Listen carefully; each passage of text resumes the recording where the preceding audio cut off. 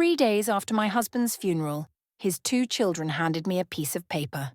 They told me I had 30 days to leave the house I'd lived in for 22 years. I'm Evelyn Harper. I'm 60 years old. I didn't give birth to them, but I helped their father build an entire life. I thought that meant something. I was wrong. The lawyer's office smelled like old wood and expensive cologne. Thomas Klein sat behind a mahmar desk that probably cost more than most people's cars, reading Richard's will in that flat, professional voice lawyers use when they're about to ruin someone's day. Daniel sat to my left, his leg bouncing. 42 years old and still couldn't sit still. Lydia was on my right, perfectly manicured nails drumming against her designer handbag. 38, and never worked a day in her life. They were Richard's children from his first marriage. I'd known them since they were teenagers.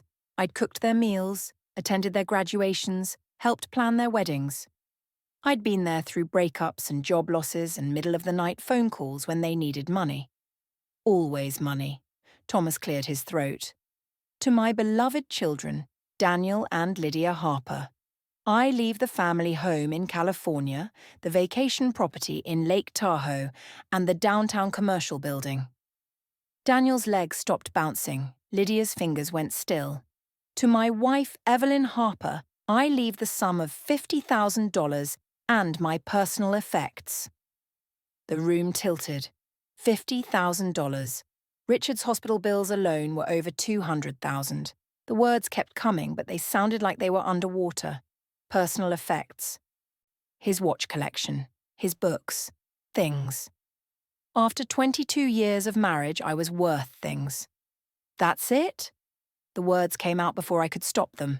Thomas looked at me over his reading glasses. There are additional provisions regarding trust funds and investment accounts, but those are detailed in separate documents. Daniel stood up so fast, his chair scraped against the floor. We'd like to discuss the transition timeline with Evelyn. Privately. Of course. Thomas gathered his papers. I'll give you the room. The door clicked shut. The sound felt final. Lydia spoke first. She always did. We understand this is difficult, Evelyn, but we need to be practical about the house. Practical. That was rich coming from a woman who'd asked her father for $50,000 last year to redecorate a living room that didn't need redecorating. The house, I said carefully. We've decided to sell it, Daniel said. He wouldn't look at me. 42 years old and still couldn't look someone in the eye when he was lying. The market's good right now. We need to move quickly. I live there. We know. Lydia's voice had that practiced sympathy like she was talking to a child. That's why we're giving you 30 days. That's more than fair. More than fair. The house I'd painted and decorated, the garden I'd planted and tended, the kitchen where I'd made thousands of meals. 30 days was more than fair. Where am I supposed to go? You'll figure it out. Daniel finally met my eyes. You have the $50,000. That's plenty for a deposit on an apartment. Maybe something in the suburbs. Downsizing would be good for you anyway. Downsizing. At 60 years old, after 2 decades of marriage, after nursing Richard through cancer for the last 18 months, I was supposed to downsize. Your father left us the house, Lydia cut in. Her voice had gone sharp. Let's be clear about something, Evelyn. You were his second wife. This property belonged to our family long before you came into the picture. It was never really yours. The words hit like a slap. Never really mine. The home I'd made, the life I'd built, never mine. I looked at them. Really looked at them.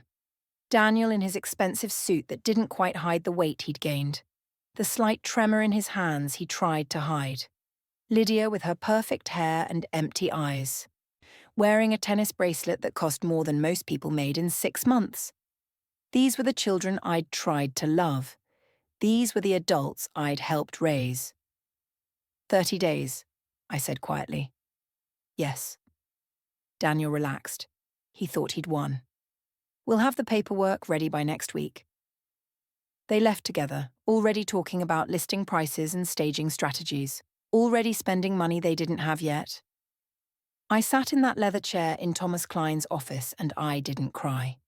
I'd cried enough over the last year and a half, watching Richard waste away, watching him slip further from me every day, crying myself to sleep in the chair next to his hospital bed because I couldn't bear to be away from him. I was done crying. The house felt different when I got home, bigger, emptier, every room full of memories that apparently didn't matter. I made tea, Earl Grey, the way Richard taught me. He'd grown up in England before his family moved to California, and he'd never lost his taste for proper tea. We used to sit in the kitchen every morning before he got sick, talking about nothing important, the weather, the garden, what we'd have for dinner, small things, the things that make a life. The kitchen window looked out over the roses I'd planted 10 years ago. Pink ones because Richard said they reminded him of sunset. I'd pruned them and fed them and talked to them like they were my friends. They'd never bloomed more beautifully than this year. I wondered if Daniel and Lydia would keep them, or if the new owners would rip them out and put in something modern. My phone buzzed. A text from Lydia. "We'll send the movers next Saturday. Please have everything packed by then. Anything left will be donated." Everything packed. 22 years in boxes. I set the phone down and picked up my tea. The cup was one of a set Richard had given me for our 5th anniversary. Fine bone china, hand-painted with violets. I'd only ever used them for special occasions, afraid of breaking them. What was I saving them for? I drank my tea and watched the roses and tried not to think about how everything I'd built was about to disappear. The memories came at night. They always do, don't they? When you can't distract yourself anymore. I remembered the first time Richard brought me to this house. He'd been a widower for 3 years. His first wife had died in a car accident, leaving him with 2 angry teenagers who blamed the world for their loss. "They need someone," he'd told me. "I need someone. I can't do this alone anymore." I'd been 38, never married. I'd spent my 20s and 30s building a career in graphic design, putting relationships second because there was always time later. Until my mother got sick and I quit my job to take care of her. Until she died and I found myself middle-aged and alone, wondering what I'd been working toward. Richard was kind. He was steady. He made me laugh. When he asked me to marry him, 6 months after we met, I said yes because I wanted to be part of something again. I wanted to matter to someone. I'd tried so hard with Daniel and Lydia, 17 and 14 when I came into their lives. Daniel had been sullen, spending hours in his room with his computer. Lydia had been openly hostile, telling me repeatedly that I wasn't her mother and never would be. "Give them time," Richard had said. "They'll come around." They never did. Not really. But I kept trying. I made Daniel's favourite meals when he came home from college. I helped Lydia shop for her wedding dress. I babysat their children when they needed time away. I was always available, always ready to help, always hoping they'd see me as family. But I wasn't family.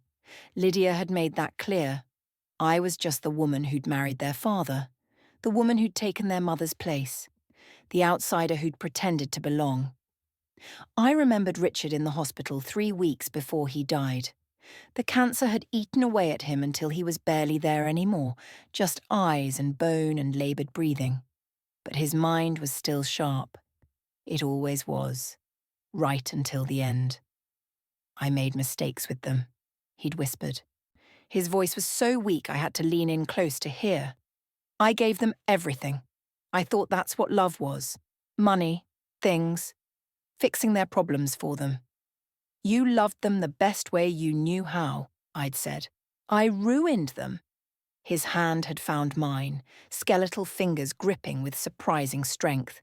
"I raised them to believe they deserved everything without earning anything. I made them this way. I made provisions for you." His eyes had locked on mine, suddenly urgent. "Thomas knows. When the time comes, you'll understand. I couldn't tell you before because—" He'd started coughing harsh and wet. I'd called for the nurse and the moment had passed. He'd fallen asleep, and when he woke up, he was further gone, lost in the fog of morphine and decline. I hadn't understood what he meant. Provisions. Thomas knows. Now, sitting in my kitchen at 2 in the morning, I wondered if I was about to find out. Thomas Klein called me 4 days after the will reading. Can you come to my office tomorrow? There are some matters we need to discuss regarding Richard's estate. More matters? Your office said everything was settled.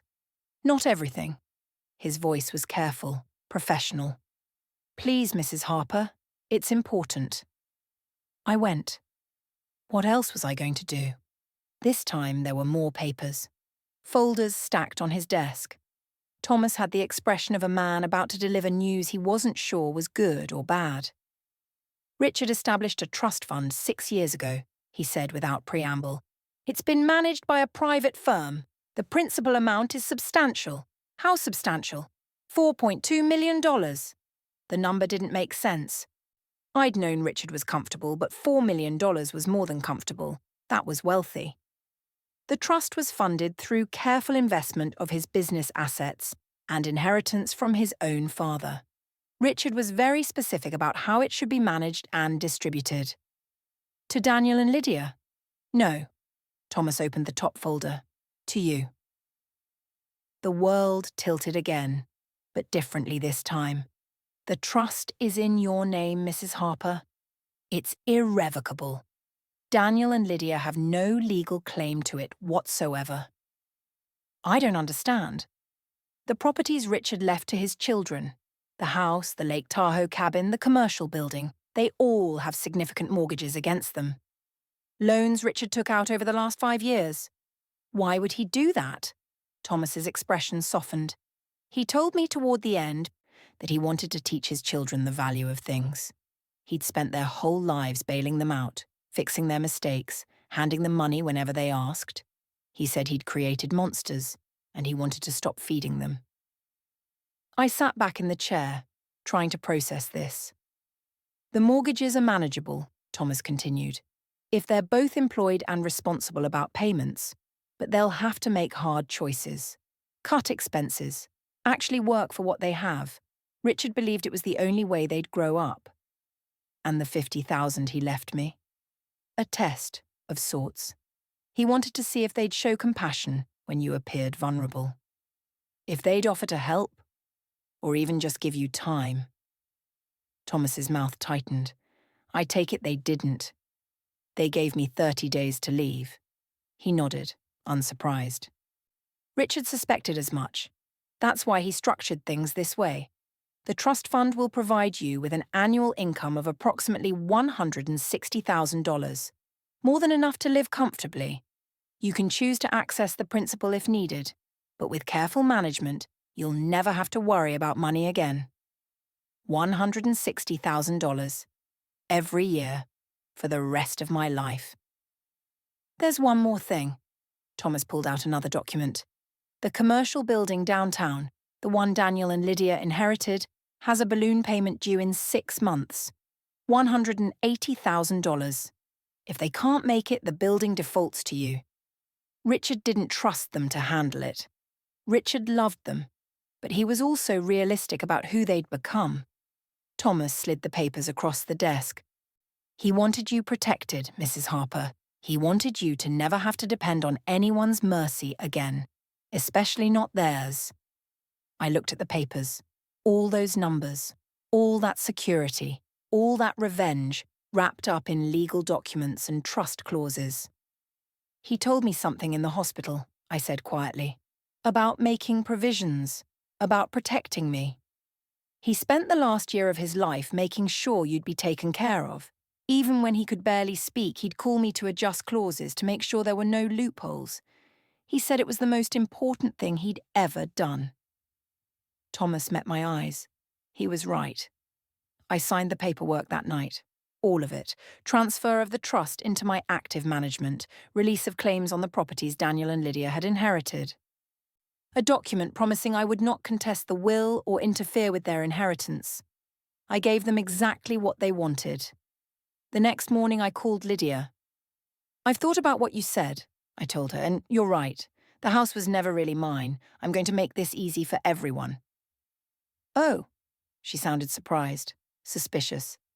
That's good. Very mature of you. Mature. As if I were a child who'd finally learned to share. I'm signing over any potential claims today. You and Daniel can have the house free and clear. I don't want to fight about it. Well, she paused. Thank you, Evelyn. That's very gracious. Gracious. The word tasted like ashes. I'm moving to Oregon next month. I have a friend up there with a spare room. I'll be out before the 30 days are up. Oregon sounds nice. Fresh start and all that. Fresh start. As if 22 years could be erased with a change of scenery. Yes, fresh start. I hung up before she could say anything else. The next week was a study in karma. Daniel called me on Tuesday, his voice tight with panic. Did you know about the mortgage? What mortgage? On the house. There's a balance of $400,000.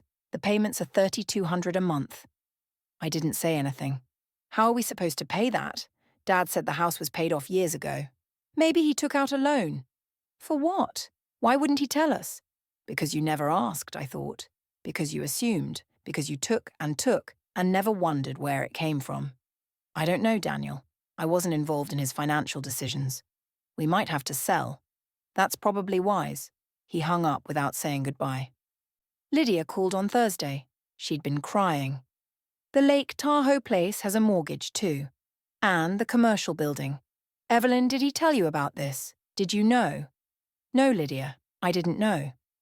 The payments. We can't afford all of this. Daniel's business is slow right now and I don't... She stopped. We can't do this. I'm sorry. Sorry? Her voice went sharp again. Is that all you can say? You lived with him for 22 years, and you didn't know he was drowning us in debt. Drowning. What a choice of words. Richard kept his financial affairs private, I said evenly, even from me. Well, that's just perfect.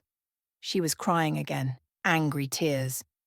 We're going to lose everything and you're moving to Oregon with your little pity money. My little pity money. $50,000, which wouldn't even cover Richard's medical bills. I could have told her then, about the trust, about the $4.2 million, about how Richard had tried to teach them a lesson they'd never learned. I didn't. I hope things work out for you, I said instead. She hung up without responding. The truth came out 3 weeks later. I was already packing, sorting through 2 decades of accumulated life, when Thomas called.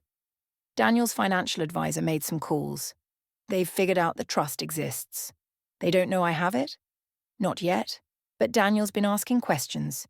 His gambling debts are substantial, Mrs. Harper. Over $300,000 with various creditors. He's desperate. Gambling debts.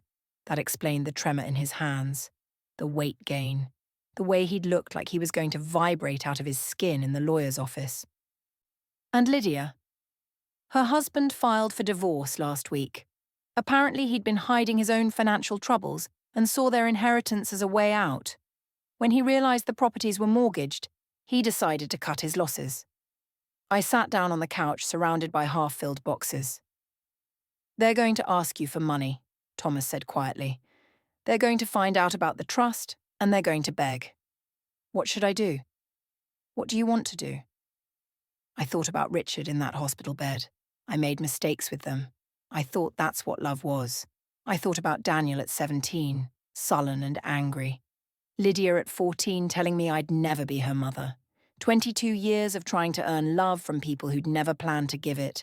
22 years of being tolerated instead of valued. Nothing, I said. I want to do nothing. Daniel came to the house 2 days before I left. He looked terrible, thinner, older. The tremor in his hands was worse. I need your help, he said without preamble.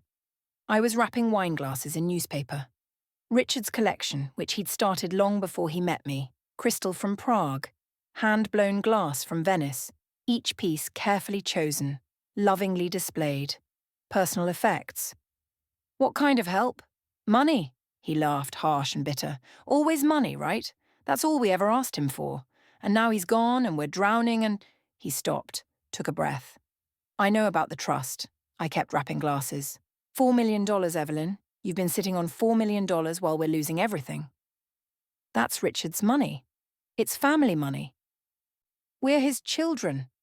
I set down the glass I was holding, looked at him, really looked at him. You gave me 30 days, Daniel. You told me to downsize. You said the house was never really mine. Do you remember that? His jaw clenched. That was before you realized you needed me. I picked up another glass. Before the bills came due? Before the consequences showed up? Don't do this. His voice cracked. Please, I'm in trouble. Real trouble. There are people. I owe money to people who don't care about payment plans. Gambling debts. The kind that came with interest rates and broken kneecaps. That's terrible, Daniel. I'm so sorry. Sorry? He stared at me. You're sorry? You can fix this. You have the money. It's my money. He was my father, and I was his wife. I met his eyes. For 22 years, I was his wife. I took care of him. I loved him. I earned this money, Daniel. Every dollar of it. By doing what? Cooking his meals? Playing housewife? He was shaking now, anger and desperation mixing into something ugly.